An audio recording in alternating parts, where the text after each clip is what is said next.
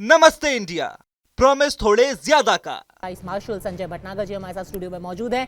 Colonel तेज Tikku defence expert हमारे साथ मौजूद हैं। पूर्व राजदूत अचल मल्होत्रा जी भी हमारे साथ मौजूद हैं और founder Middle East Insights platform Shubhada Chaudhary ji भी हमारे साथ जुड़ गई हैं। बस सबसे पहले अचल मल्होत्रा जी आपसे पूछना चाहूंगी, G7 से कितनी उम्मीद की जा सकती है, क्योंकि इसे कहते हैं कि world's largest, biggest and strongest democracies इस एक मंच पर होंगे।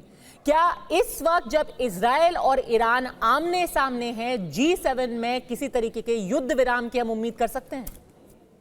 देखिए पद्मा जी, जो दुनिया में तमाशा हो रहा है, जो शो जो थिएटर के इस तरफ है वही थिएटर के उस तरफ है।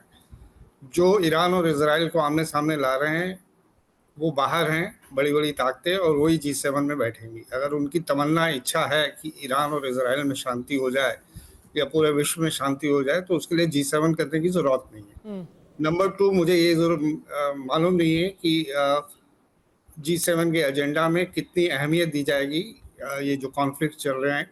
हालांकि इंटरनेशनल पीस एंड सिक्योरिटी एक जेनेरिक तरीके से जरूर वहाँ डिस्कस किया जाएगा, बट G7 की 3-4 दूसरी प्रायोरिटीज हैं। वो एनर्जी सिक्योरिटी की बात करने वाले हैं, डिजिटल ट्रांजिशन की बात करने वाले हैं, और कुछ इंटरनेशनल पार्टनरशिप्स की बात करने वाले हैं।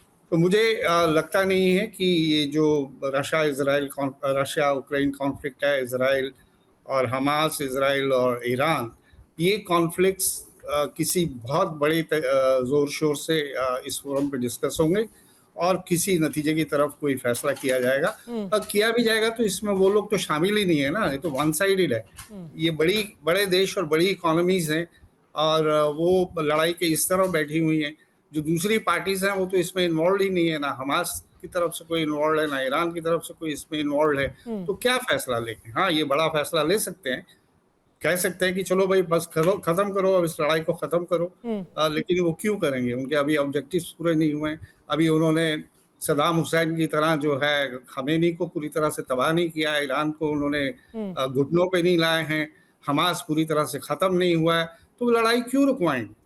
तो Padma ji, I am sorry for being little pessimistic. नहीं sir, you are being realistic, क्योंकि ये कहना बहुत आसान है कि युद्ध रुक जाएगा, लेकिन युद्ध चलते रहने में बहुत सारे लोगों के भी यहाँ पर इंटरेस्ट निहित हैं। तो वो लोग क्या अपने इंटरेस्ट को प्रोटेक्ट नहीं करेंगे? और इंटरेस्ट की बात हो रही है तो इसमें भारत की जो भूमिका रहेगी वो भी बहुत जरूरी है उसकी बात करना, क्योंकि बार बार भारत ने अपना स्टैंड क्लियर किया है कर्नल टिक्कू कि we are not non aligned, we are on the side of peace. और इसी को लेकर के अब आप देखिए कि जो 3 देशों का दौरा अभी हमारे प्रधानमंत्री कर रहे हैं, आज वो साइप्रस में है, फिर वो कनाडा जा रहे हैं, फिर वो क्रोएशिया जाएंगे। अब साइप्रस की क्या अहमियत है वो 3 तस्वीरें देख करके आपको समझ में आ जाएगा। पहले उनको वहां का हाईएस्ट सिविलियन ऑनर दिया गया, फिर वो एक ऐसी जगह जाते हैं जहां से वो ऑक्यूपाइड साइप्रस को, जो कि नॉर्दर्न साइप्रस है, वहां से सीधे उन साइट्स को देखते हैं और फिर वहां के जो बड़े बड़े नेता हैं उनसे मिलते हैं। उनमें से एक उनका पैर भी छूती है, लेकिन ऑक्यूपाइड जो टर्की की तरफ एक सीधा यहां पर संदेश दिया गया है। कर्नल टिक्कू,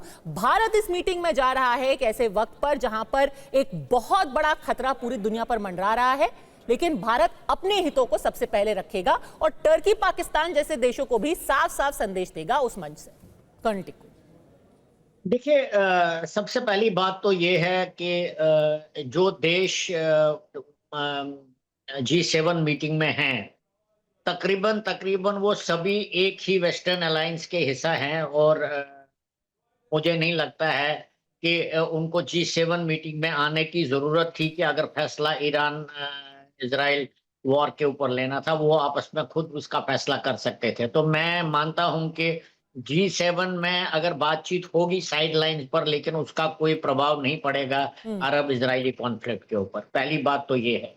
दूसरी बात यह है कि भारत का साइप्रस जाना और साइप्रस का बड़े सम्मान के साथ मोदी जी को बहुत बड़ा सम्मान अपना देश का देना, ये इसमें मैसेजिंग बहुत ज्यादा है। क्योंकि अगर आप देखें, टर्की और साइप्रस के रिश्ते बहुत खराब हैं, और जैसे टर्की ने पाकिस्तान का पूरा सहयोग किया, पूरी उनकी साइड ली हमारे अभी जो छोटा जो कन्फ्लिक्ट हुआ था। तो मुझे लगता है ये हमारे देश के हितों को एक जियो स्ट्रेटेजिक नजर से देखने के लिए ये बहुत बड़ा महत्वपूर्ण एक कदम है। पहले भी अगर आप देखें कई साल पहले भी मिसेस गांधी भी गई थी साइप्रस, और तब भी टर्की और भारत के रिलेशन इतने अच्छे नहीं थे।